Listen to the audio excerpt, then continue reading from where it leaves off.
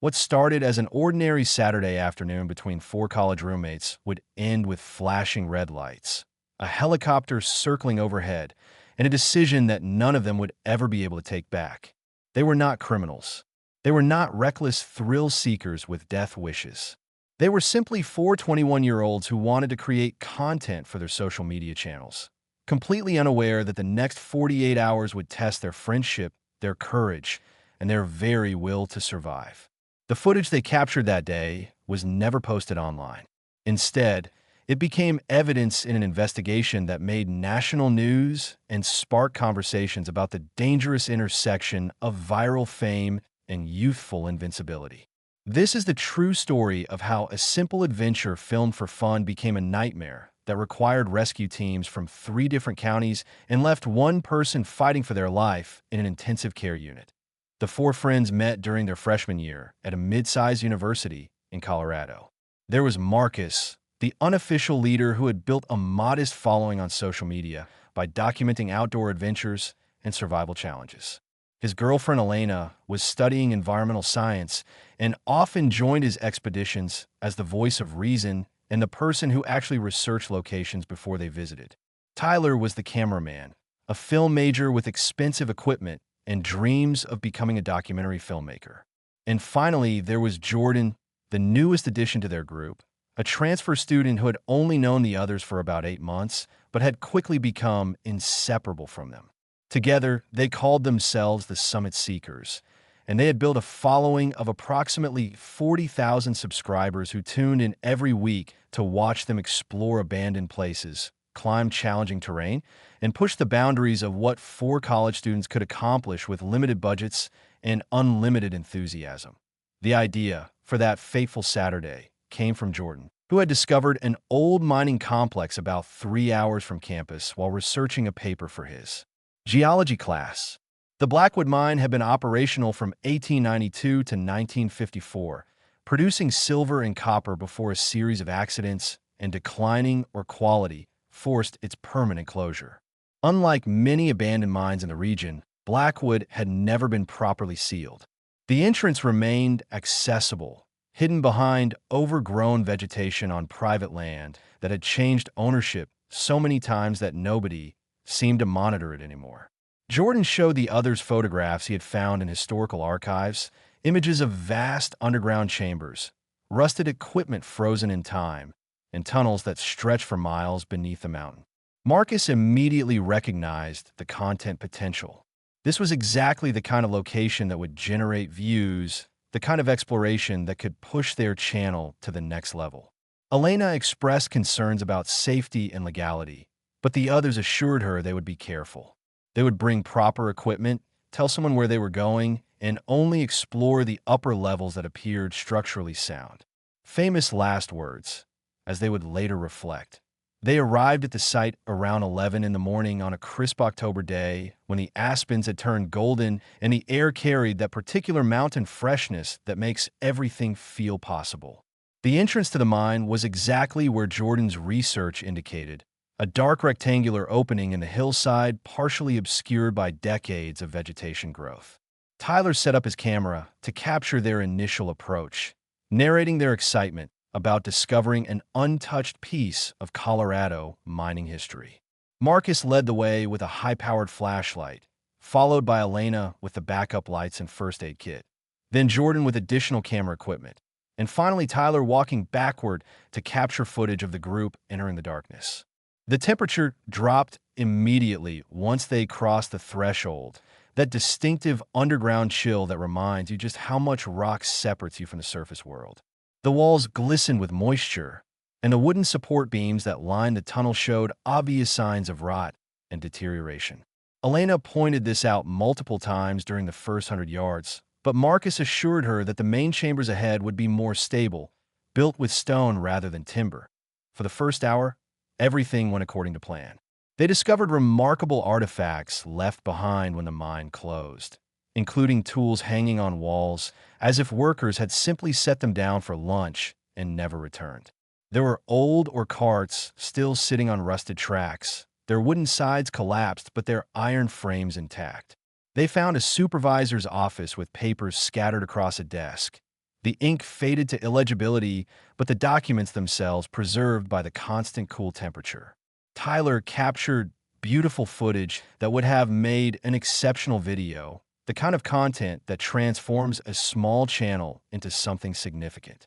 They were careful to stay on the main level, avoiding the vertical shafts that descended into lower sections of the mine where the real danger lurked. Or at least they thought they were being careful. The problem with abandoned mines is that decades of water infiltration, ground settling, and structural decay create hazards that are invisible until the moment they become catastrophic. And that moment came at approximately 2:47 in the afternoon, according to the timestamp on Tyler's camera that was still recording when everything went wrong. Jordan had wandered slightly ahead of the group, drawn by what appeared to be another chamber branching off from the main tunnel. He called back to the others that he had found something interesting, some kind of equipment room with machinery still in place. Marcus told him to wait, that they should all go together, but Jordan took just a few more steps forward to get a better look. The floor beneath him, which appeared solid stone but was actually a thin layer of calcium deposits over rotted wooden planking, gave way without warning. One moment Jordan was standing there with his flashlight illuminating rusted gears and pulleys, and the next moment he simply vanished with a scream that echoed through the tunnels and then abruptly stopped. The others rushed forward but stopped just short of the collapse zone, their flashlights revealing a jagged hole approximately 8 feet in diameter. When they aimed their beams downward, they could see nothing but darkness. They called Jordan's name again and again, their voices growing more desperate with each attempt. For approximately 90 seconds that felt like hours, there was no response. Then, faintly, they heard a groan followed by Jordan's voice, weak and confused, saying that he was hurt and could not move his legs. Marcus immediately tried to call 911, but they were too far underground for any cellular signal to penetrate. Elena remembered that they had told Marcus's roommate about their general plans, but the roommate was notoriously unreliable and might not even notice if they failed to return by nightfall. Tyler kept his camera rolling, partly out of professional instinct and partly because he did not know what else to do with his hands. The three of them stood at the edge of that hole, staring into darkness where their friend lay injured at an unknown depth, and the full weight of their situation began to settle over them like the mountain of rock above their heads. They had no rope. They had no climbing equipment. They had a first aid kit designed for cuts and sprains, not for the kind of injuries that result from falling into mine shafts. They had approximately 4 hours of battery life remaining in their flashlights and no idea how far they had walked from the entrance. Every decision they made from this point forward would determine whether Jordan lived or died, and they were 4 college students whose most serious emergency experience involved dealing with a flat tire on a road trip. Elena took charge in a way that surprised everyone, including herself. She instructed Tyler to stay at the hole and keep talking to Jordan, keeping him conscious and calm while documenting everything happening for potential rescue teams. She and Marcus would return to the surface as quickly as possible to call for help. Before leaving, she shouted down to Jordan to stay still, not to try moving, and to conserve his energy because help was coming. Jordan's voice came back weak but coherent, asking them to hurry and saying that he was cold and that something felt very wrong with his back. Those words haunted Elena as she and Marcus began running through the tunnels they had so casually explored just hours before. The return journey that had taken over an hour of leisurely walking took them approximately 25 minutes of desperate running, stumbling over debris, and fighting the kind of panic that makes rational navigation nearly impossible. When they finally burst into daylight, Elena's lungs were burning and Marcus had blood running down his face from where he had collided with a low beam in the darkness. She had never been so grateful to see the sun in her entire life, but she knew that reaching the surface was only the beginning. The 911 call was placed at 3:34 in the afternoon, and what followed was a response that demonstrated both the incredible capability of emergency services and the extreme difficulty of underground rescue operations. Within 40 minutes, the first emergency vehicles arrived at the trailhead where the 4 friends had parked that morning. Within 90 minutes, a specialized mine rescue team from a neighboring county was en route with equipment designed for exactly this type of situation. A helicopter was dispatched to provide aerial support and potential medical evacuation once the victim was extracted. Elena and Marcus led rescue workers back to the mine entrance, retracing their steps through tunnels that now felt like a nightmare landscape rather than an exciting exploration site. When they reached Tyler, he was still talking to Jordan, his voice hoarse from hours of constant communication. Jordan had stopped responding about 30 minutes before the rescue team arrived, which terrified everyone until a team member rappelled into the shaft and confirmed that he was unconscious but breathing. The extraction took nearly 4 hours. Jordan had fallen approximately 40 feet onto a pile of debris that had partially broken his fall, but also caused severe injuries to his lower spine and left leg. He was immobilized, lifted carefully through the shaft opening, carried through the tunnels on a specialized stretcher, and airlifted to a trauma center in Denver. The following weeks were a blur of hospital visits, police interviews, and intense media attention. Jordan survived, though he spent 3 months in rehabilitation and still walks with a noticeable limp to this day. The property owner pressed trespassing charges that were eventually reduced to fines after the 4 friends cooperated fully with authorities and agreed to participate in a public awareness campaign about the dangers of exploring abandoned mines. Their YouTube channel gained approximately 200,000 subscribers in the days following news coverage of the incident, but they never posted the footage from that day.